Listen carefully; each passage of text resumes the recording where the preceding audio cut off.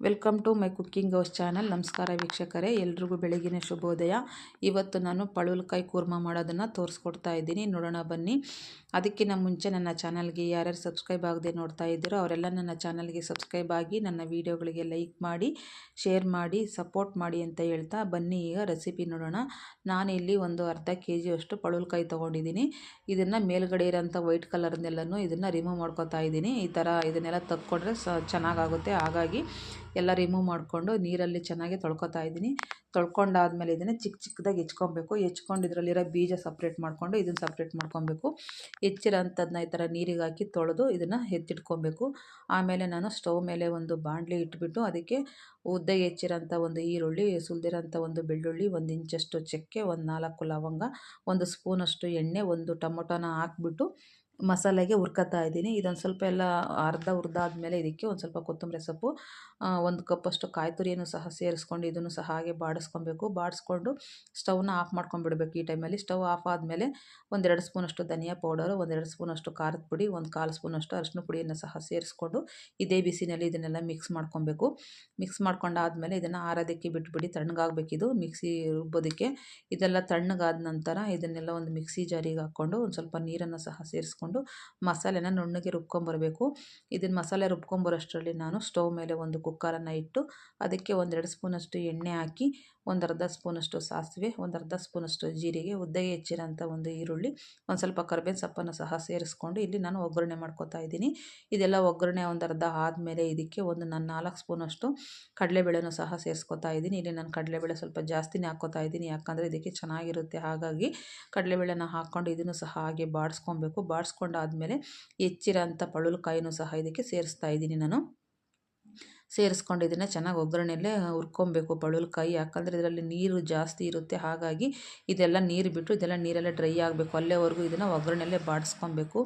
ಈ ಥರ ನಾವು ನೀರೆಲ್ಲ ಡ್ರೈ ಮಾಡಿಬಿಟ್ಟು ಇದನ್ನು ಮಾಡೋದ್ರಿಂದ ಇದು ಕೂರ್ಮ ಆಗಿರ್ಬೋದು, ಸಾಂಬಾರು ಆಗಿರ್ಬೋದು, ತುಂಬ ರುಚಿ ಬರುತ್ತೆ. ನೀರು ಬಿಡೋದಿಲ್ಲ ಸಾಂಬಾರಲ್ಲಿ. ಹಾಗಾಗಿ ಇದರಲ್ಲಿರೋಂಥ ನೀರನ್ನೆಲ್ಲ ಈ ಥರ ಡ್ರೈ ಮಾಡ್ಕೊಬೇಕು. ಫಸ್ಟು ಒಗ್ಗರಣೆಯಲ್ಲಿ ಚೆನ್ನಾಗಿ ಒಂದು 5 ನಿಮಿಷ ಹುರ್ಕೊಂಡು, ಈಗೆಲ್ಲ ನೀರೆಲ್ಲ ಡ್ರೈ ಆಗಿದೆ. ಈ ಥರ ಎಲ್ಲ ಹುರ್ಕೊಂಡಾದ್ಮೇಲೆ ಇದಕ್ಕೆ ನಾನು ತೆಗೆದಿಟ್ಟಿರೋಂಥ ಬೀಜನ ಸಹ ಸೇರಿಸ್ತಾ ಇದ್ದೀನಿ. ಇದು ಎಳೆ ಬೀಜ ಆಗಿರೋದ್ರಿಂದ ಹಾಕಿದ್ದೀನಿ. ಬಲ್ತಿದ್ರೆ ಏನು ಸೇರ್ಸೋಕೆ ಹೋಗಬೇಡಿ, ಎಳೆದಿದ್ದರೆ ಸೇರಿಸ್ಕೊಳ್ಳಿ, ಚೆನ್ನಾಗಿರುತ್ತೆ. ಇಲ್ಲಿ ನಾನು ಎಳೆ ಬೀಜ ಇತ್ತು, ಹಾಗಾಗಿ ಅದನ್ನು ಸೇರಿಸ್ತಾ ಇದ್ದೀನಿ. ಸೇರಿಸ್ಕೊಂಡು ಇದನ್ನು ಸಹ ಒಂದು ಸತಿ ಎಲ್ಲ ಒಗ್ಗರಣೆಯಲ್ಲಿ ಮಿಕ್ಸ್ ಮಾಡ್ಕೊಬೇಕು. ಎಲ್ಲ ಮಿಕ್ಸ್ ಮಾಡ್ಕೊಂಡಾದ್ಮೇಲೆ ನಾವು ರುಬ್ಕೊಂಬಂದಿರೋಂಥ ಮಸಾಲೆನೂ ಸಹ ಈಗ ಸೇರಿಸ್ಕೊಬೇಕು.